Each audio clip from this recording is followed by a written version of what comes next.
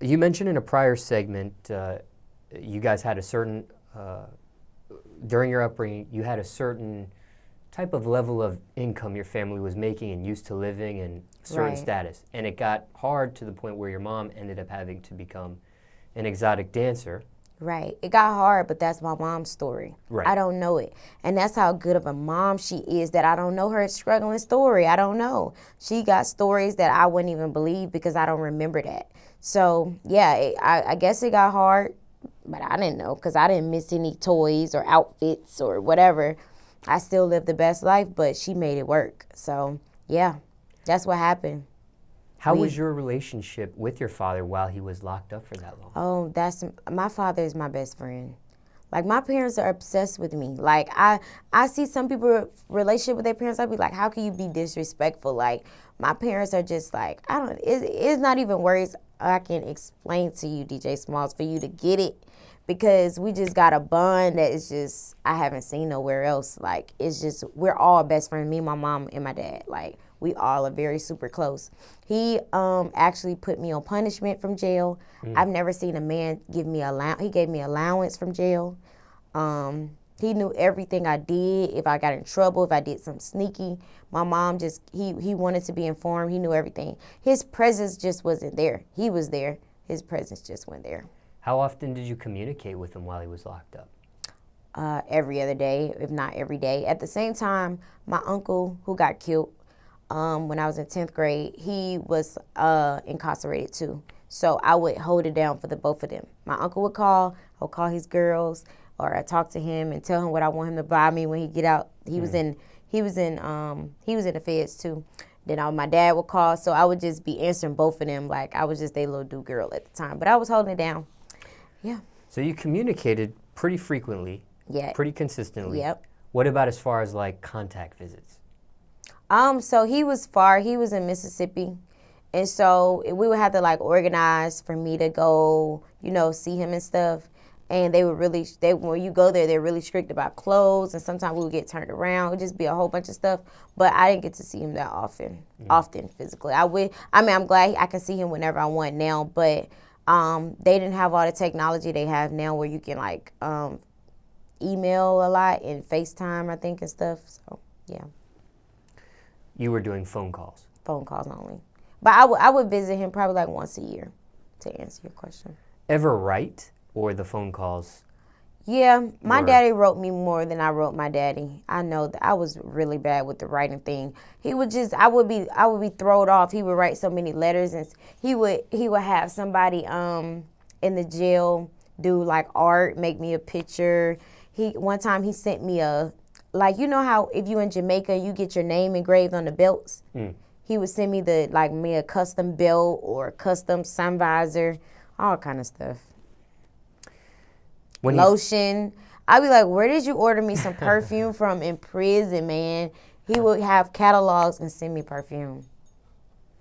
Now, just curious, what would the point of you guys writing to each other be if you guys could call?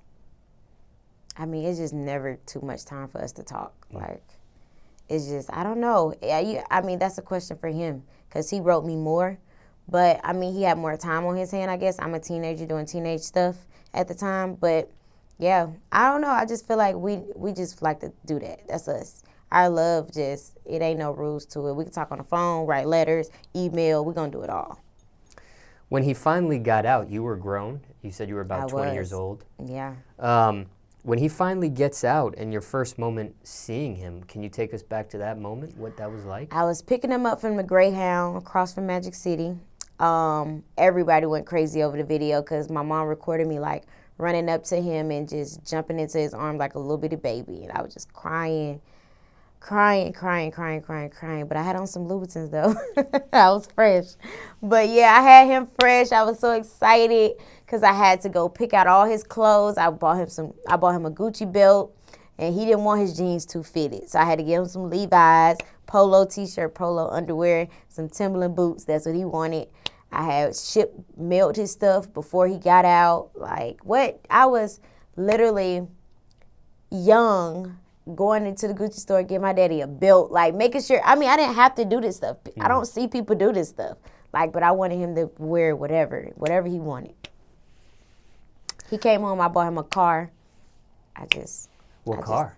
It was like a regular car. It wasn't that made. It was like a little Lola, like a Nissan Maxima. I can't remember. I just gave the money, but I did it. It's the thought that counts. Yep. So when you finally see him, you were overjoyed. Was there any awkwardness? No. That's what I try to explain. Like, people don't get it. Like, even people I'm around, friends, they don't get me and my father's relationship because it's just so deep. Like, it's like I know everything about him. I was there when the feds came and got him. I know everything. So it's like, it's just like we finished where we left off. It can't be awkward when it's real. Like, it's just natural.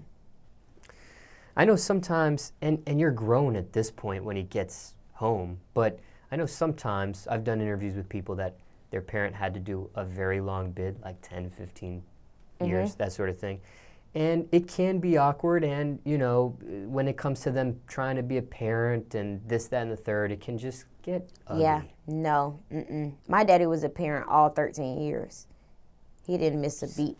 Sounds like he was very involved. He was very involved. Now, okay, at this point, your father's still alive. Correct. You have a Thank God. wonderful relationship with him, it sounds like. Yep.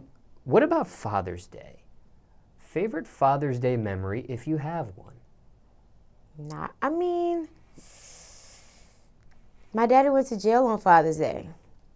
So, we don't really have a favorite memory, I don't think. But, I don't know. I buy him nice stuff every year. I don't know. I just cash out. I don't know. He like nice things like me. They spoiled me, so I spoiled him now. We just do what I asked him what you want to do. He like to go shopping like me, so we go shopping. Now, what's one thing your dad did for you that you will never forget? Could be a variety of things, but what's one thing you'll never forget? Something that sticks out.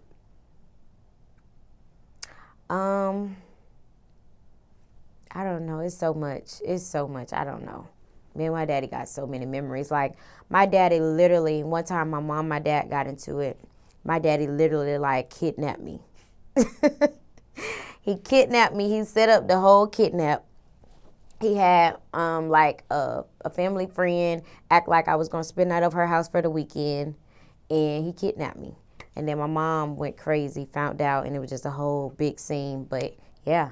He wanted me with him. Like, he didn't care. He didn't care if they was broken up. He wanted me to be with him. So everything my father did, he did it with me, whether it was good or bad stuff. And you know what? I'm thankful because I know what dope look like. I know what I don't supposed to be around. I know what I do supposed to be around. And if he didn't tell me that, I probably would be green, confused, like a lot of girls. And I'm just thankful that my parents were so open with me about everything. Yeah, and he taught me how to cuss people out, so he taught me how to stand up for myself. He taught you a lot of things. Any particular advice, best advice he's given to you? Something that he said to you that just sticks in your head? You mentioned a bunch of stuff just a second ago, so I don't know if this... Honestly, he just tell me to live my best life, just to be happy and, make sure I put my happiness first. And as long as I'm safe, he make sure I'm safe because he will go back to jail. That's all he ever say. Now, as far as the entrepreneur stuff that you do, right? He's been supportive of it? Of course, yes. He don't all the way get it.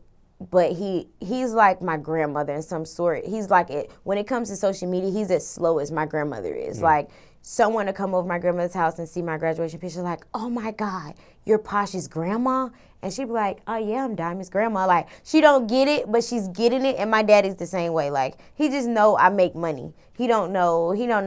He's like, my baby, she sell hair, or he just say stuff to people. He brag on me, but he don't know everything I do. He don't get the YouTube stuff and all of that.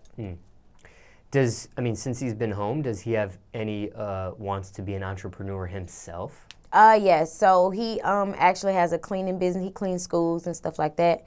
And different, like, he got like different contracts with Atlanta. They like clean the schools and stuff. Mm-hmm. Did you help him with any of that stuff? No, actually, his ex-wife did. Yeah. I So, see. but yes, I helped him like start a paint business. So I was having him go like paint different several celebrities and socialites, or have people paint. Like, we did Ming Lee House one time. Yeah. So we started that, like a little paint business. Just curious, that footage of you seeing your dad for the first time in Free Society, is that on your YouTube? No, I wasn't YouTubing then. I was not YouTubing then. I haven't been YouTubing that long. Like, even though I had an active page, like, I have not like been vlogging and stuff like a long, long time. So I wasn't YouTubing then at all. But that footage it still exists? Is it still? Yeah, it should be on my Instagram page.